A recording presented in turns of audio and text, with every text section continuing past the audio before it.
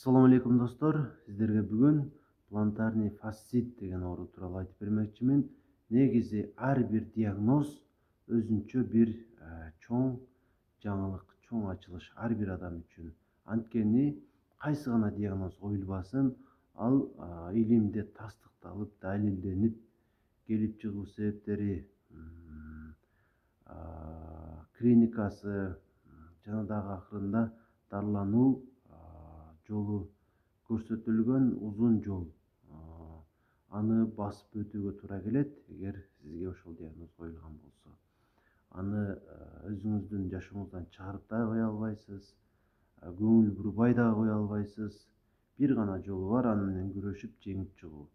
Ошол көйгөйлөрдүн бирөөсү албетте бул деле илимде тастыкталган болуп эсептелинет. Плантарный фасцит деген оору.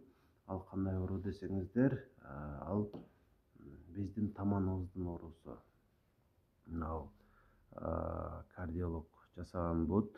Ал эми бул болсо эндокринолог мен жасаган бут. Өзүңүздөр баа берип коюңуздар, комментарийге жазып койсоңуздар болот, кимдин буту жакшыраак болгонун.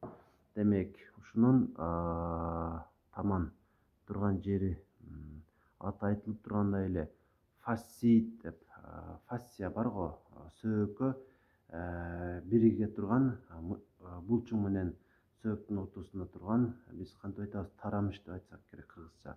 Ошол тарамыштын оорусу, ушул жердеги тарамышыбыздын оорусу. Белгиси албетте оору.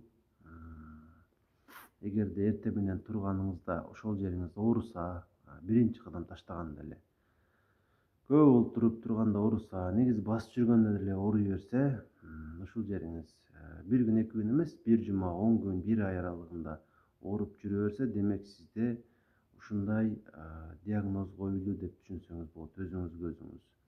Албетте акыркы диагнозду дарыгер коюп берет, ошондо болсо дагы баары бир белгилүү эле болуп калат. Ушундай оорудан кийин, ооруп сунуудан кийин көп учурда бул иш жөндөмдүүлүгүңүзгө же башка нерсеге анчалык көп таасир этпесе дагы ыңгайсыздык болуп турат, кээде чыдатпай дагы оорутушу мүмкүн, жаткыңызды келтирет.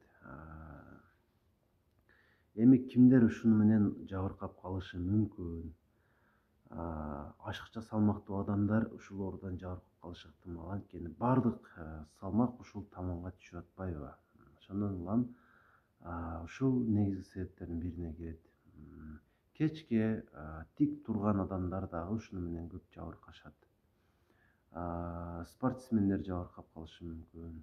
Анан дагы эмнеликтен экенин билбейм, аз кыймылдуу. Кечке ошол креслодо олтурган адамдар дагы ушул оору менен көп жабыркашат. Негизи кез келген эле ар бир адам ооруп калышы ыктымал. Албетте жашы бир аз 25тен эң бери жагы, нар жагы 30-40 болуп кете берет. Ушундай канчалык жашыбыз жогору болсо, ошончолук көп жабыркашыбыз ыктымал. Анан дагы салмактан дагы көз каранды болуп атат. Негизги себептер ушулар. Ал эми дарылануу болсо, универсалдуу муну жок кылып жибере турган каражат жок, тилекке каршы. Ошондой болсо дагы жеңилдегенге, убактылуу болсо дагы жакшы болгонго мүмкүнчүлүктөр бар. Кантип десеңиз, биринчи эле аткара турган ишиңиз, эгерде сиздин салмагыңыз көп болсо, аны азайтуунун аргасын кылышыңыз керек. Тез арада арыктап кетиң дебейм, бир айда 1 килограмм же 1,5 килограмм арыктасаңыз деле сиз үчүн өтө чоң жетишкендик болот. Анан эринбей аны улантыш керек болот. Бир жылда 10 килограмм таштайсыз, ошондо 10 килограмм, 12 килограмм бул өтө чоң жетишкендик болот. Бул бир. Экинчиден, албетте дарыгерге көрүнүш керек болот. Диагноз коюлушу үчүн өз алдыңызча диагноз кое албайсыз. Ревматологко барсаңыз, ал аныктап берет, сизде чынап эле ушул оору бар же жок экендигин. Жок болсо деле бул оору сизде салмакты таштаган сизге артыкчалык кылбайт. Анткени ашыкча салмак баары бир ушул эле көйгөйдү алып келбестен мындан башка дагы көйгөйлөрдү алып келиши ыктымал. Ошондуктан салмакты азайтканга аракет кылыш керек болот. Дагы, эгер ушул диагноз коюлган болсо, азыраак чуркашыңыз керек болот. Чуркоо дагы ооруну козгоп коюшу ыктымал, кыйнайт ошол тарамышыбызды. Жана дагы дарыланууга эмне кирет? Массаж сөзсүз түрдө өзүңүз колуңуз менен массаж кыла бересиз. Музду тийгизип массаж кылсаңыз дагы жакшы болот. Ал эми дары дармек жагынан ала турган болсом, гормоналдык ошол гормонду ийне менен берет дарыгер. Бирок бул пайдасы болушу менен бирге зыянын дагы тийгизип коюшу мүмкүн. Ошондуктан башка ыкмаларды көбүрөөк колдонгонго аракет кылышыңыз керек. Азырча эстегеним ушул болуп атат.